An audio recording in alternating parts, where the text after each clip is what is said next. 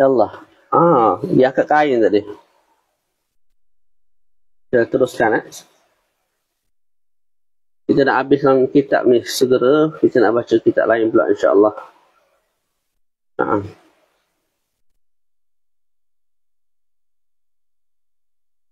Jadi, qala Syekh rahimahullah wa hafizahullah ta'ala wa nafa'ana bi fid darain amin.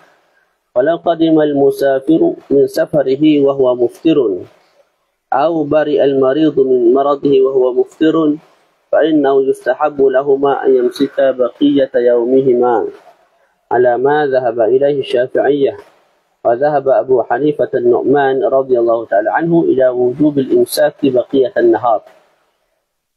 Kemudian Maulana Syekh berkata, barang siapa yang bermusafir, kemudian dia buka puasa, kemudian dia sampai di tempat dia, dan menjadi seorang yang bermukim lah, maka ketika itu, sejurus sahaja dia sampai ke tempat dia tu, contoh pukul 3 petang, sunat dia imsak sampai ke maghrib. Sunat dia imsak sampai ke maghrib. Dan imsak kita dah sebut banyak kali, maksudnya ialah dia tiru sebiji macam orang yang berpuasa. Faham tak? Tak makan, tak minum dan sebagainya sampai ke maghrib. Puasa batal lah sebab dia makan dah tadi. Tapi sunat imsak. Begitulah orang yang sembuh. Pagi hari sakit, makan nasi. Batal puasa. Lepas makan nasi kenyang. Sunat daripada lepas makan nasi kenyang sembuh.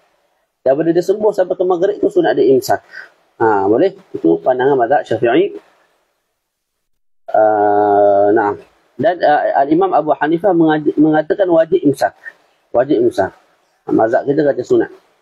Jamahirul fuqaha'i ala anna al-musafira wal marida idza jawazna lahumā al-fitra fi Ramadan fa innahu la yajuzu lahumā an yasuma fihi shay'an min qada'in aw nadhrin aw kafaratin aw tatawwu'in. وإن صام شيئا من ذلك لم يصح لا عن رمضان ولا عن غيره.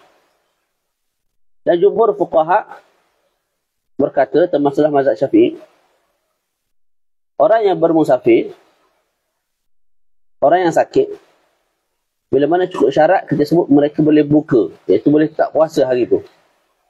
Jadi mereka tak puasa Ramadan, boleh tak hari itu jangan tukar pada puasa lain. Contoh, saya musafir ke satu tempat pada 10 Ramadan. Jadi tak wajib puasa sebab cukup syarat. Jadi puasa tu saya tukar dengan puasa lain. Saya letak puasa, saya niat puasa nazar, puasa qada, puasa sunat, bayar kafarah, puasa kafarah. Jumhur ulama mengatakan tak boleh.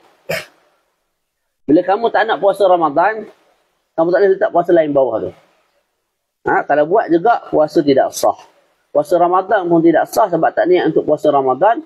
Puasa sunat, contoh hari Isnin. Puasa sunat Isnin pun tidak sah. Sebab hari itu hanya terima Ramadan untuk dipuasakan. Tak boleh benda lain. Jadi pilihannya dua. Sama ada buka terus. Tak boleh puasa benda lain.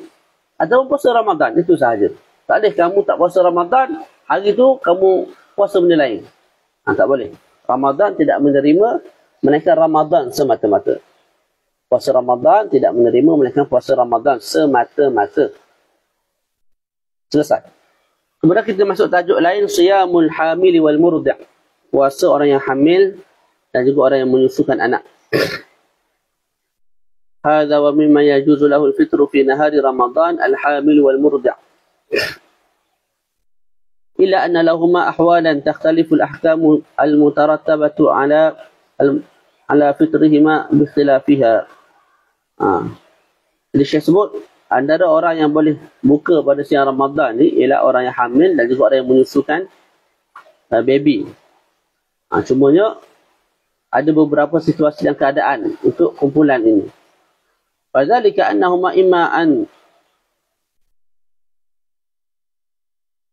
yaftira khawfan ala anfusihima wa imma an taftira aftara yuftiru.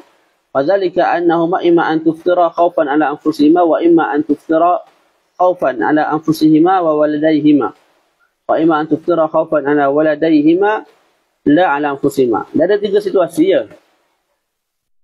Pertama, dia buka sebab bimbang kesihatan diri sahaja. Yang kedua, dia bimbang sebab dia berbuka sebab bimbang akan kesihatan diri dan anak.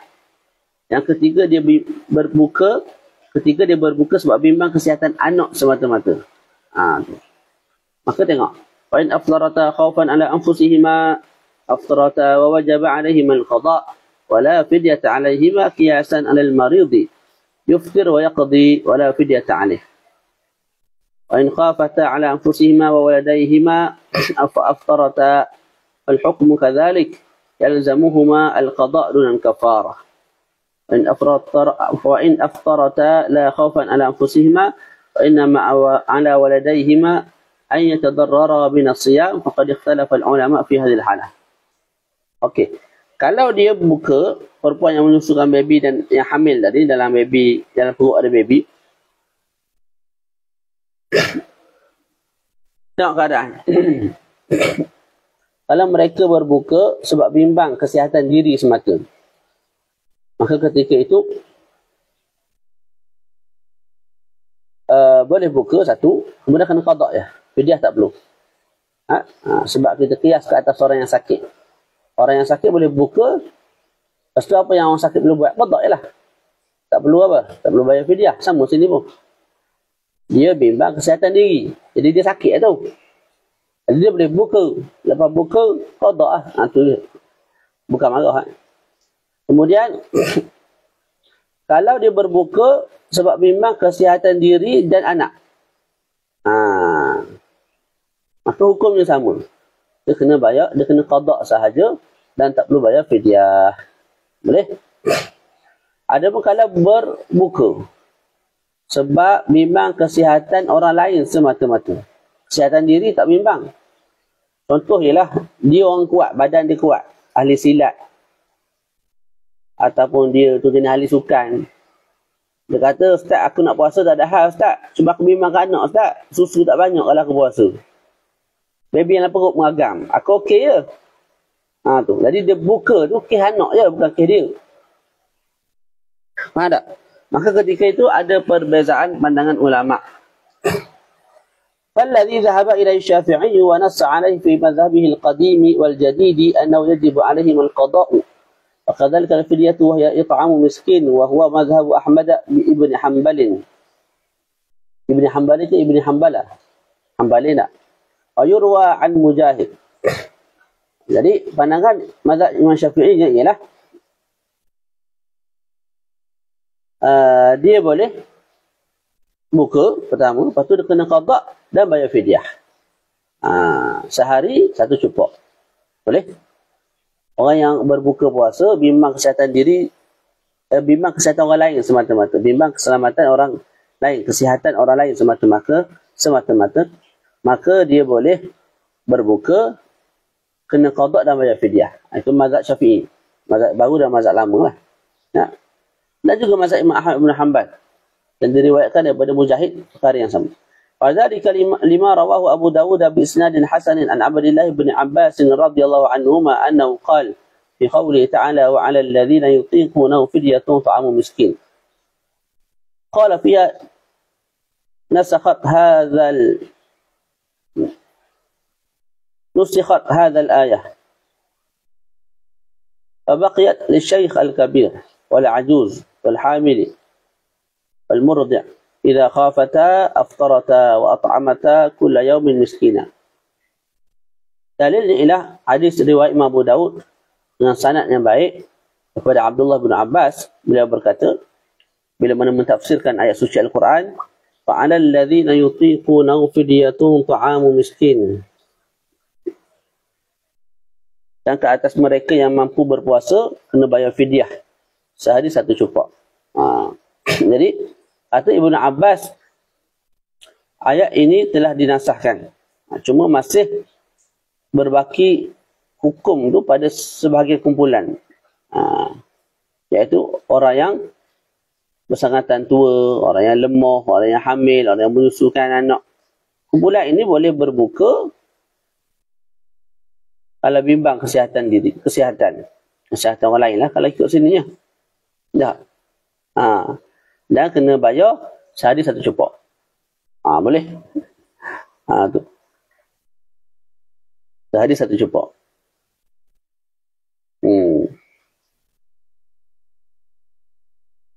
Yallah. Wali'annahu iftarun irtafaqa fihi nafsan al-ummu wal walad. Dan kaedah. Ni ada kaedah. Sebab apa? Kerana ianya ialah satu pembukaan puasa yang mengambil manfaat dengan pembukaan puasa tersebut oleh dua nafas, dua jiwa, dua orang. Mak dengan anak. Jadi memanglah mak tu bimbang akan keselamatan anak saja, ya dah tu, betul lah. Tapi bila mak makan, mak dapat manfaat juga. Apa manfaatnya? Manfaatnya makan, boleh buka gitu. Jadi ini ialah satu jenis pembukaan puasa, betul ayat tu, yang diambil manfaat oleh dua kelompok, dua orang, anak dan mak. Mak boleh makan, anak boleh susu yang banyak. Tu. Maka bila begitu, bukan sekadar wajib bayar fidyah, tapi wajib juga, bukan sekadar wajib qada, tapi wajib juga bayar fidyah. Sehari satu cupok. Kemudian Syekh bawa pandangan lain macam biasa. Qala Atha ibn Abi Rabah, telah berkata Atha ibn Abi Rabah, juga wal Hasan al-Basri, wal Dhahhak, wal Nakhai, wal Zuhri, wa Rabi'atu Ra'i, Syekh Malik. Tu. Rabi'ah ar-Ra'i ini guru Imam Malik. Wal Auza'i wa Abu Hanifah wa Thawri wa Abu Thawr wa Abu Ubaid wa Ibnul Munzir qalu, semua ni mereka berkata qalu jami'an tuftiran. ويجب عليهما القضاء بعد زوال العذر إلا أنه لا تجب عليهما الفدية كالحالة السابقة قياسا على المريض. Jadi kumpulan ini kata boleh buka kalau terdesak dan nanti kena qada. Kena qada bila dah sembuh balik, maknanya tak ada keperluan dah nak nyusu ke baby ke apa semua tu, tak boleh puasa kena qada. Lepas tu kena bayar fidyah tak? Sebab apa? Mereka qiyas alal marid, kata orang yang sakit. Jadi orang sakit dia boleh buka, lepas tu dia kena qada sahaja, tak perlu bayar fidyah. Sama sini pun dia bimbang kesihatan anak, maka boleh buka, lepas buka qada, selesai. Kenapa bayar fidyah? Tu pandangan lah. Tapi yang kita pegangnya kena bayar fidyah. Jangan ambil awak senang belaka. Kan dia dengar syarahan saya daripada awal sampai habis, dia petik awak senang je. Mudah hidup lagu tu. Tak ada bebanan lah. Tak. Tak ada bebanan syarak kat tadi kamu. Ringan belaka. Kalau ada pandangan kata tak payah puasa terus, dia pergi ambil rasanya. Tak boleh gitu. Ikut pandangan muktamad dalam mazhab Syafi'i. Ada keperluan baru kita sembang belakang. Kedai kopi insyaAllah ada jalan dia. Betul mazhab bukan agama, kita pun pegang lagu tu. Mazhab ni bukan agama. Keluar mazhab bukan bermakna keluar agama. Tahu dah. Tapi mazhab ni dibina, dibentuk bukan berdasarkan hawa nafsu, tapi dengan dalil, dengan hujah, dengan sistem, dengan kaedah. Tu. Dan tidak ada mazhab melainkan padanya ada perkara yang senang dan susah. Boleh? Saya berulang kali sebut. Orang yang tidak cerdik ialah orang yang mengatakan mazhab Syafi'i susah. Orang tu cukup tak cerdik. Walaupun mufti, tak cerdik. Wallahi tak cerdik. Sebab apa? Sebab mazhab lain pun ada yang susah. Kalau awak nak kritik, awak nak cela mazhab Syafi'i sebab susah, mazhab lain tu awak cela sekali lah. Termasuklah mazhab Ahmad ibn Hanbal, Nasir Sunnah radhiyallahu ta'ala anhu. Ada yang susah, dapat susah. Jadi jadilah orang cerdik. Hati-hati daripada kelompok yang kurang cerdik. Ala kulli hal, baca. Ini saim. Fadhahab al-Imam Malik Malik ibn Anas ila at-tafsil bain al-hamil wal murdi'. Faqala al-hamil tuftir wa taqdi ولا فدية عليها والمرضع تفطر وتقضي وتجب عليها الفدية. Imam Malik rincikan. Imam Malik kata orang yang hamil boleh buka qada, lepas tu tak perlu bayar fidyah. Tapi orang yang menyusukan anak buka puasa kena qada tapi wajib bayar fidyah. Ni semua ada dalil ni. Kumpulan ulama kita tak sebut benda kecuali berdalil, berhujjah. Faham tak? Cuma Syekh tak sebut lah sini. Qada'u siyam wa kafaratuhu fi man aftara bighairi udhrin.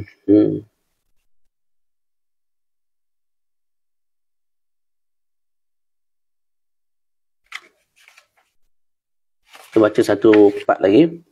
Iaitu qada' puasa dan kafarah puasa bagi mereka yang berbuka tanpa uzur. Berbuka tanpa uzur. Malas puasa, tak sakit apa, makan nasi, makan mi, buka puasa lah. Maka apa hukum dia? Ada kena bayar kafarah ke? Lagu mana? قد عرفنا فيما مضى من المباحث السابقة ما يتعلق بالصيام من الأحكام الضرورية التي لا بد منها للصائم وسنعرف الآن ما يترتب عن الفطر فيما لو أفطر الصائم من أحكام. terus وذلك أن الصائم إما أن يفطر بعذر أو بغير عذر فإن أفطر بعذر فلا إثم عليه بإجماع العلماء ويجب عليه قضاء الأيام التي أفطرها بعد شهر رمضان لقوله تعالى ومن كان مريضا أو على سفر فعدة من أيام أخر. Saya sebut orang yang berpuasa boleh jadi dia berbuka kerana ada keuzuran, boleh jadi kerana tidak ada keuzuran. Maka kalau dia berbuka kerana keuzuran, kita sebut pertama tak berdosa dengan ijma' ulama'. Yang kedua dia kena qada'. Hari yang dia tak puasa tu. Qada' lepas Ramadan lah. Dalilnya ialah firman yang kita baca tadi. Barang siapa yang sakit atau dalam perjalanan, maka gantilah hari yang dia berbuka tu dengan hari-hari yang lain. Jadi kena qada' lah. وأما من أفطر بغير عذر فإنه يأسم بالإجماع وقد يكفر وذلك فيما لو أفطر جاحدا لفريضة الصيام على ما بينه بأدلته في أول مباحث الصيام. ويوجد وراء الإثم في الفطر بغير عذر أمران هما القضاء لليوم الذي أفطره والكفارة التي تترتب على فطره سوى يوم القضاء على التفصيل الذي سنذكره الآن.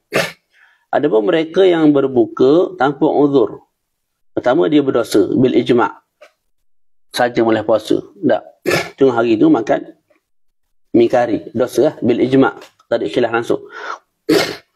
Yang boleh jadi kafir kawan tu. Kalau dia berbuka dalam masa yang sama dia mengingkari kewajipan puasa, itu kafir. Sebagaimana telah diterangkan. Kemudian saya sebut selain daripada dosa ada dua benda lagi yang kita akan bahaskan. Pertama qada', hari yang dia batalkan. Yang kedua kafarah, kena bayar ke tak?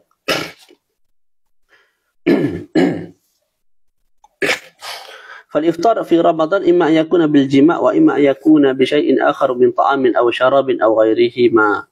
فإن أفطر بغير الجماع من الطعام والشراب وغير ذلك فإنه يجب عليه أن يقضي يوما مكانه بعد رمضان فإذا قضاه كفاه عن الصوم وبرئت ذمته منه. وبهذا قال أبو حنيفة ومالك والشافعي وأحمد وجمهور العلماء. قال العبدري وهو قول الفقهاء كافة.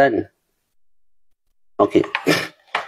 Jadi saya sebut buka puasa ni ada dua. Sama ada dia berbuka dengan jimak, tak puasa kes jimak isteri, ataupun kerana benda lain, dia makan, dia minum, ataupun selain daripada tu. Dua tu ya, jimak ataupun benda lain. Jadi kalau seseorang tu berbuka puasa bukan dengan jimak, sekira-kira dia makan, minum dan sebagainya, maka ketika itu dia kena qada' sahaja sehari lepas habis Ramadan nanti. Bila dah qada' selesailah. Terlepaslah tanggungjawab dia. Dan itulah pandangan Imam Abu Hanifah, Imam Malik, Imam Syafi'i, Imam Ahmad, jumhurul ulama. Dan kata Al-Imam Al-Abdari itu ialah pandangan seluruh para ulama fiqh. وحكى ابن المنذر عن ربيعة الرأي شيخ مالك أنه قال يلزمه أن يصوم 12 يوما مكانه لأن السنة 12 شهرا. وقال ابن المسيب أو المسيب يلزمه صوم 30 يوما. وهذه تحكمات لا دليل عليها بل الدليل على خلافها. Imam Ibn al-Munzir menghikayatkan daripada Rabi'ah ar-Ra'yi, guru Imam Malik. Apa Rabi'ah ar-Ra'yi sebut? Kalau seseorang tu tak puasa sehari, sengaja, maka dia kena qada 12 hari. Sehari tak puasa kena qada 12 hari. Dan kerana setahun tu ada 12 bulan. Dia kira ikut tu. Ada apa? Ibn al-Musayyib mengatakan dia kena qada 30 hari. Dia buka sehari, kena qada 30 hari. Kalau 2 hari, 60 hari. Parok lah. Dan kata Syekh Muhammad Hasan itu, ini semua ni tahakkumat. Tahakkumat ni apa? Hukuman yang dibawa oleh mereka tapi tanpa dalil. Malah dalil menunjukkan sebaliknya, iaitu kena qada hanya sehari. Kalau batal sehari dah kena qadanya. وقال علي بن أبي طالب وابن مسعود إنه لا يقضيه صوم الدهر. Imam Ali radhiyallahu ta'ala anhu dan juga Sayyidina Ibnu Mas'ud berkata, bila batal sehari tak boleh di-cover walaupun dia puasa sebulan, walaupun dia puasa setahun. Tu, mana pula tu? Wahtujja liqaulihim hadha bima rawahu Abu Dawud wa Tirmidzi wa Nasa'i wa Ibnu Majah an Abi Hurairah radhiyallahu ta'ala anhu anna Nabiy sallallahu alaihi wasallam qala man aftara yawman min Ramadhan min ghairi rukhsatin lam yajuzhu ataupun lam yujizhu siyamud dahr. Ada dalil. Hadis Abu Hurairah daripada Nabi Muhammad SAW sabda, barang siapa yang berbuka sehari daripada Ramadan tanpa sebarang keringanan, tanpa sebarang keuzuran syarak, maka tidak boleh ganti sehari itu walaupun dia puasa setahun. Tu. Kemudian saya sebut walakinnahu la dalalata fi hadzal hadis ala adam ijza'il qada, ijza'il qada. فهو على الافتراض حسنه أو صحته فإنه محمول على أن الذي يفطر من غير عذر لا يحصل مثل أجر هذا اليوم الذي أفطره ولو صام الدهر لما في صوم رمضان من الفضائل التي لا توجد في غيره. Kata Syekh, hadis tu tidak menunjukkan ke atas tidak memadainya qada. Sayyidina Ali dan Ibnu Mas'ud kata apa tadi? Kalau kontin sehari, puasa setahun pun tak cover lagi sehari tu. Berdasarkan hadis yang kita sebut tadi. Kan? Maka Syekh kata, hadis tu kalau kita sebut dia hasan sekalipun, ataupun sahih sekalipun, maka dipikul di atas pahala. Jadi orang ni, batal puasa sehari dalam Ramadan. Na'udzubillah. Kemudian, dia qada. Setahun qada. Cover tak sudut pahala? Tak cover. Mana besar sungguh pahala Ramadan ni walaupun sehari. Tak boleh diganti dengan setahun berpuasa. Faham tak? Sebab pada Ramadan ada fadilat yang tidak ada pada bulan lain. Allah Rabbi. Kita berlalu Ramadan tanpa ada amalan lain yang kita tambah. Kita lah. Saya lah. Sedangkan fadilatnya sangat besar. Darat cetang. ويجب على من أفطر متعديا في نهار رمضان يجب عليه أن يمسك بقية النهار عن الطعام والشراب تشبها بالصائمين وهذا من خواص رمضان فمن أفطر في صيام نذر مثلا متعمدا فإنه لا يجب عليه أن يمسك بقية النهار. Diwajib ke atas mereka yang berbuka secara sengaja pada siang Ramadan, kihmalah. Tak. Bila buka saja tu, tak wajib dia imsak, tiru sebiji-sebiji macam orang yang berpuasa. Ni saya dah terang semalam. Kita ambil nasi, makan. Telan. Batal puasa. Boleh tak ambil nasi, biji nasi yang kedua untuk makan? Haram. Yang ketiga, haram. Minum air lepas tu, haram. Kalau buat juga, haram, atas haram, atas haram, atas haram. Dosa atas dosa, atas dosa, atas dosa, atas dosa. Faham tak? Kalau dia melantak pula roti John lepas tu, lagi banyak dosa. Dalam roti dia pun orang kapi, roti John. Bukan Islam John tu. Anak kuliah. Jangan viral pula. Ni gurau. Bukan Malaysia. Dah.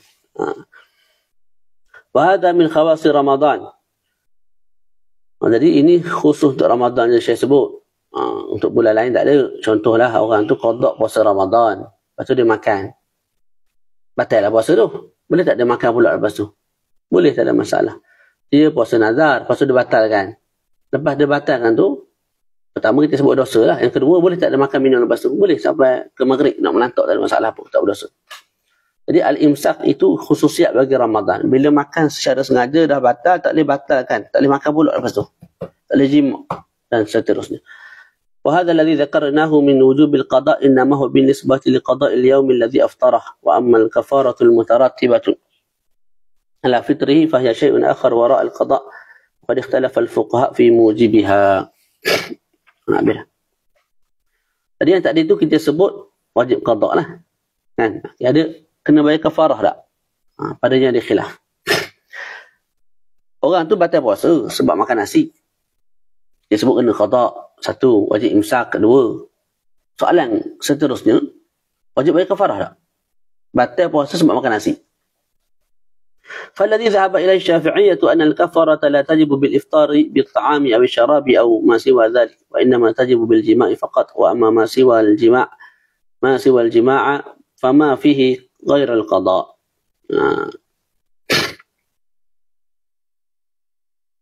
Jadi saya sebut pandangan mazhab Syafi'i ialah orang tu hanya kena qada sahaja, tak wajib bayar kafarah. Faham tak? Sebab kafarah ni hanya wajib bila dia batalkan puasa dengan jima'.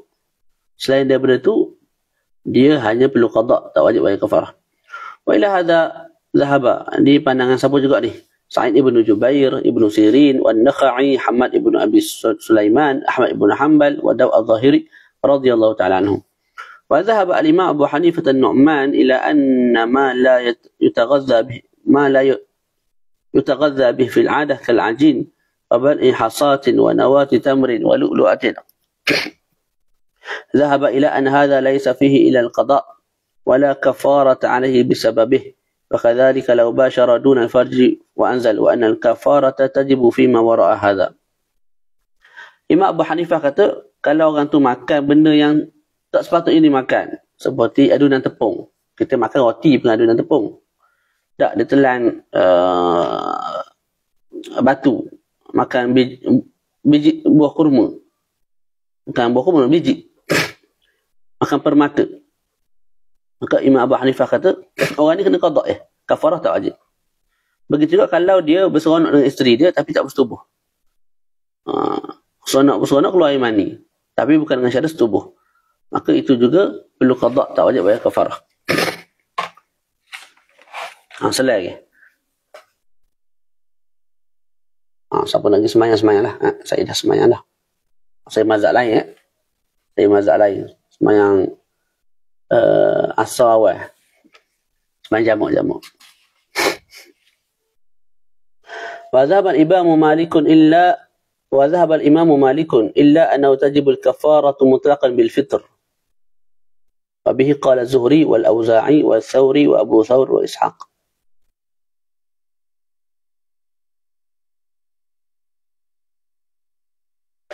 Imam Malik kata kalau orang tu batal puasa walaupun dengan makan, tak, selain daripada qada dia kena kafarah.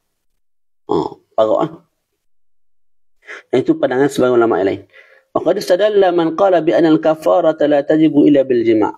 Kemudian Syekh bawa dalil yang Syekh sokong lah mazhab Syafi'i, iaitu kafarah tak wajib melainkan dengan jima'. Bi anna al-asla 'adam wujubil kafarah illa fi ma warada fihi syara'. Kerana asalnya ialah tidak wajib kafarah melainkan ada nas yang jelas menunjukkan wajib kafarah. Tak. Waqad warada syar'u fi ijabil kafarah fil jima'i khassatan. Kemudian syarak datang mewajibkan kafarah kalau batal dengan jima' je. Dengan yang lain tak ada. Maka kita ikut asal hukum lah. Iaitu tidak wajib bayar kafarah kalau berbuka dengan cara lain. Lepas tu kenapa syarak beratkan hukum kalau seseorang tu batal puasa dengan jima'? Lighi amrih. Kerana berat perkara tu. Jima' siang Ramadan. Munasabah awak ni. Fabaqiya ma siwahu anil asl. Wa huwa al-qada' ma'adami wujubil kafarah. Nah. Kemudian kafarat, kaifiyatul kafarah. Kaifiyat kafarah. Jadi kawan ni dah bersetubuh siang Ramadan. Cukup semua syarat yang lain. Kalau dalam kitab fiqah disebut 11 syarat untuk wajib bayar kafarah. Kalau berlaku semua tu rujuk balik ustaz lah. Takut anda rasa ataupun kita rasa wajib bayar kafarah tapi sebenarnya tak wajib membayar kafarah. Ada syarat ni. Dalam kitab ni Syekh tak terang panjang lebar lah sebab kita ringkas je. وأما إذا أفطر الصائم بالجماع فقد اتفقوا على أن فيه الكفارة وهي مرتبة ككفارة الظهار، فيجب عليه أولا أن يعتق رقبة، فإن لم يجد فإنه يصوم شهرين متتابعين، فإن لم يجد فإنه يطعم 60 مسكينا، ولا يجوز له العدول عن خصلة إلى التي تليها إلا بعد العجز عنها كما هو الحال في الواجب المرتب. Jadi bila mana seseorang tu batal puasa dengan sebab bersetubuh dan cukup semua syarat yang lain, maka mereka bersepakat mengatakan dia wajib bayar kafarah. Dan kafarahnya ialah tersusun. Satu, tak mampu, pindah nombor 2, tak mampu, pindah nombor 3. Seperti mana kafarah zihar. Tadi yang pertama, dia kena bebaskan hamba. Tak ada dah hamba lah ni, pindah nombor 2. Puasa 2 bulan berturut-turut. Tak mampu juga sebab tua. Dah urak, ada penyakit ni. Maka dia berpindah nombor 3, bagi makan kepada 60 orang fakir miskin. Jadi dia tak boleh terus turun bawah level 3 tu, bagi makan kepada 60 orang fakir miskin kalau dia mampu yang pertama, kalau dia mampu yang kedua. Naam. وذلك لما رواه البخاري ومسلم عن أبي هريرة رضي الله تعالى عنه قال جاء رجل إلى النبي صلى الله عليه وسلم فقال هلكت يا رسول الله. Dalilnya ialah hadis riwayat Imam Bukhari Muslim daripada Sayyidina Abu Hurairah radhiyallahu taala anhu telah berkata, seorang pemuda datang kepada Nabi, lalu dia berkata, halaktu ya Rasulullah, binasa aku wahai pesuruh Allah. Qala wa ma ahlakaka, Nabi pun bersabda, apa yang menyebabkan kamu binasa?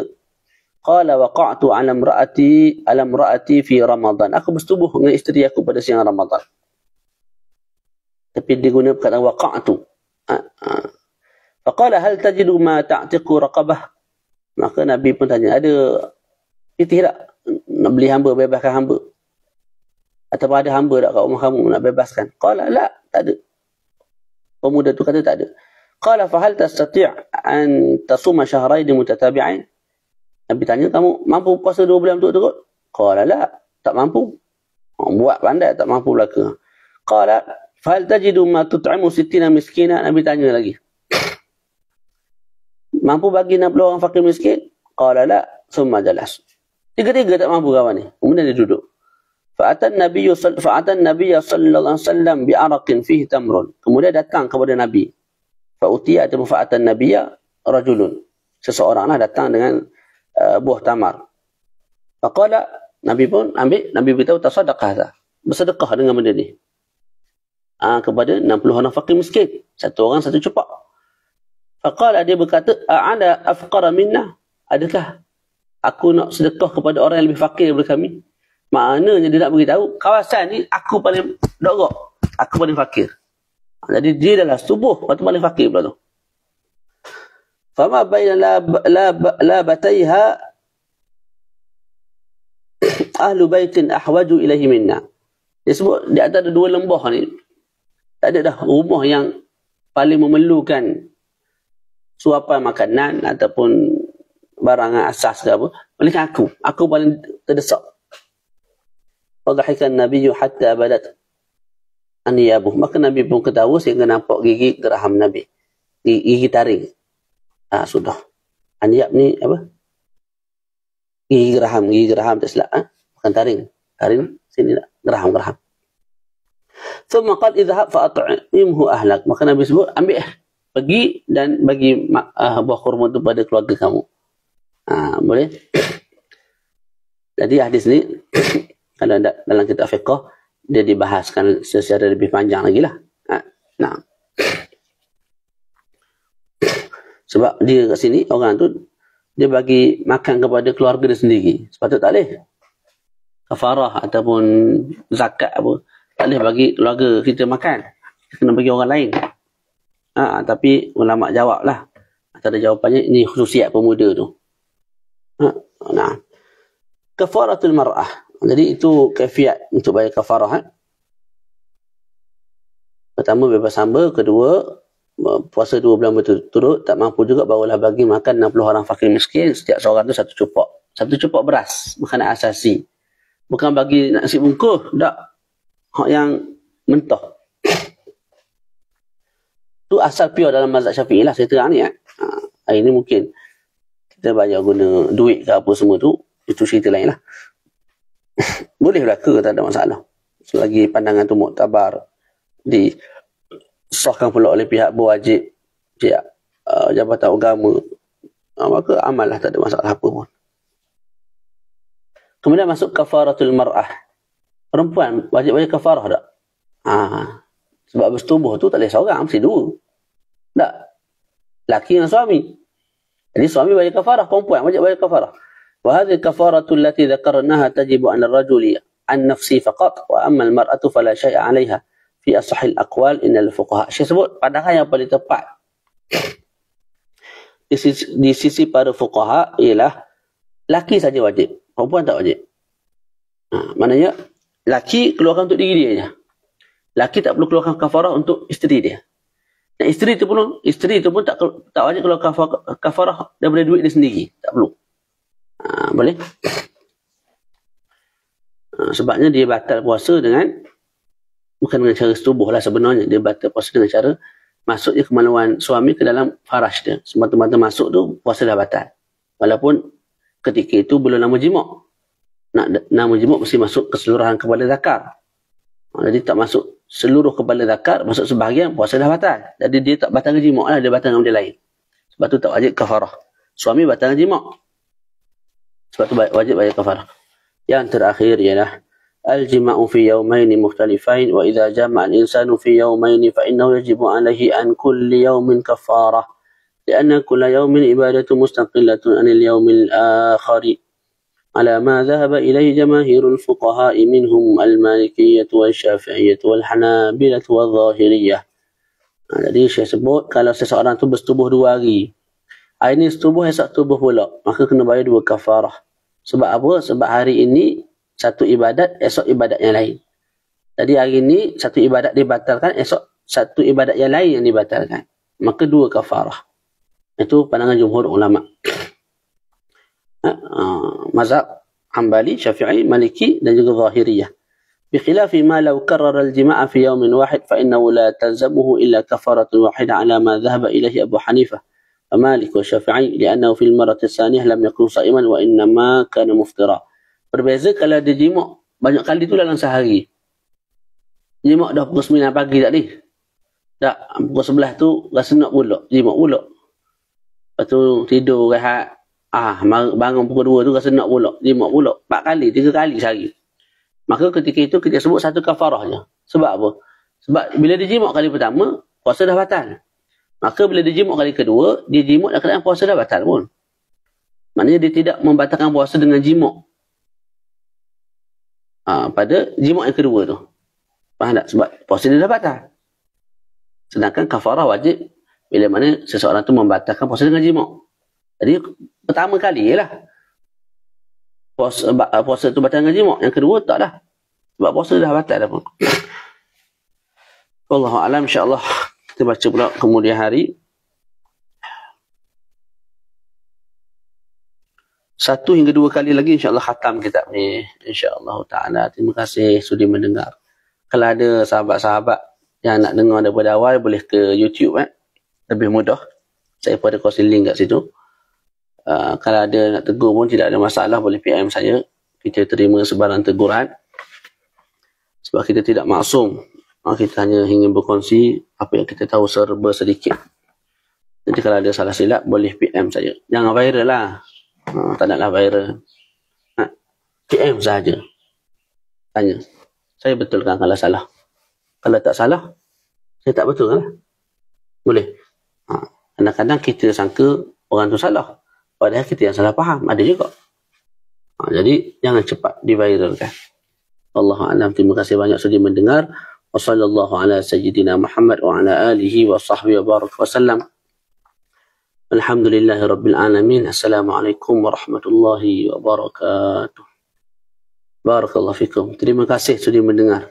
Ustaz Nazrin. Barakallahu fikum.